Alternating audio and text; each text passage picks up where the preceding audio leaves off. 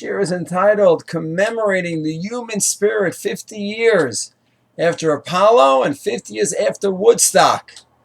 69 was a fascinating year. 1960, early 1960, 61, John F. Kennedy announced that we, America, are going to reach the moon by the end of the decade. It was a race with the Russians. And we all know the story. Summer of 69, the Apollo team made it. Incredible. Really incredible feat. And at the same time, the summer in Woodstock, actually is a few miles away from Woodstock itself, but right by Woodstock, on a farm, a massive farm, they had 3 days celebration of rock and roll. The biggest names in the music industry sang there or were invited to sing there, from the Jimi Hendrix to the Who. And many were supposed to, they declined. Got Simon Garfunkel and the Moody Blues. They almost made all the big names were there or were almost there. And to me, both these events, 50 years later, it's important to look back and observe and understand and appreciate and criticize regarding the Apollo mission. So what do you say about it? What does a religious Jew, say about Apollo mission? I can't speak for religious Jews. I'll speak for myself. Rav Soloveitchik, 1978, Majesty and Humility, published in the 1978 spring issue of Tradition magazine, talks about that creative spirit of man, cosmic man.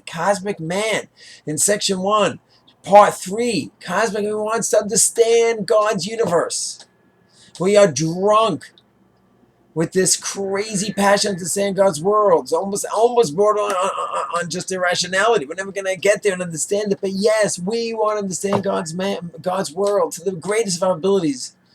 Understand it. Make sense of it. It's so far away. It's light years away. No.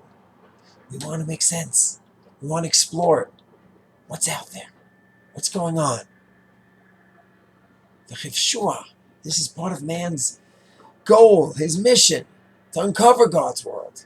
And the Rav says it's in several ways, intellectually and experientially. We want to go and explore. So if a person just is purely for gaiva arrogance, okay, like anything, it could take in the wrong way. But if you're doing it part of your exploration and that spirit, that soul soaring, I want to understand this world you created, God. Especially a Jew and a non-Jew both is exposed to Yotzim Orot, God's world. So a Jew spends a lot of his time learning Torah. But a Gentile just wants to understand God's world, and a Jew as well. But we always have to divide being involved in learning Torah and understanding God's science as well. But either way, Jew and Gentile alike, we have that soul with that searching spirit to understand. And when you commemorate Team Apollo, I don't know how many people know, consisted of how many people throughout the 60s? Over 300,000 people working for all the different companies across America, from Long Island to California. Produced all the different parts, the computer parts, the lunar module, the landing, the parachutes, women sewing the parachutes, testing the parachutes. The parachutes had to be able to go ahead and slow 15,000 pounds down. Everyone was involved. It was a searching spirit of mankind to understand the world. But the black man was one of the technicians involved while he was preparing. In his lab, preparing for the mission, there was an explosion. It was a wetness all over his face.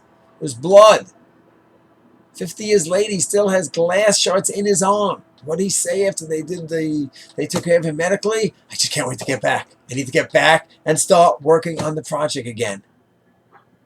It was an experience. It was a chavaya. It was a search. It was an exploration. And in my opinion, that was part of the Tzelem Elokim, to understand God's world. That's what the Apollo team represented, reaching man exploring to understand God's world. It was a proud moment. Woodstock is a trickier one. On the one hand, everyone was smoking pot. They were giving out pots, selling pots. It was just all over the place. Everyone was high. And of course, the Torah says we don't need to escape this reality with different chemicals. We have to learn to live with this reality, benefit from the reality that Hashem gave us, and enjoy it as is. using some form, some chemical to get away from the reality so then we could enjoy life. That's not our approach. And going ahead and just have physical, carnal pleasures. Can't love the one you are, love the one you're with. Just love anyone, whoever it is, and there's no tznius, no modesty.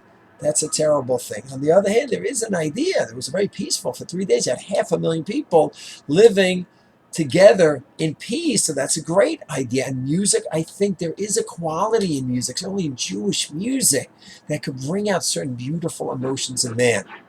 So that was a culture changer. And a lot of dangerous things where you just do whatever you feel like. Every instinct goes. And drugs and immorality and that tznius, that was a danger part of it. But there was also talk about world peace and watch out for aggression which wasn't appropriate. Of course, how do you define what's an appropriate aggression, what's not? When is a war good war, proper war, or not? So that, of course, Woodstock was a danger. They had such a release of whatever inner spirit was in man. And that was a lot of instincts. So sometimes it could be connected to spiritual stuff. Music can have a spiritual connection that could bring to people and bring people closer to God. But it was with so many other instincts as well. And that made it a little bit very, very dangerous, actually. So this is 50 years that we're commemorating. Two major events that happened 50 years ago. One that clearly, in my opinion, represents man soaring, literally soaring to the stars, to the skies, to outer space. It's not only one of those few people that physically get there, it's anyone involved with that soaring spirit. And then another one, just a release of very basic instincts that, of course, we have to watch out for. Not that the instincts themselves are bad, just we have to harness them and direct them in the proper manner. Shalom.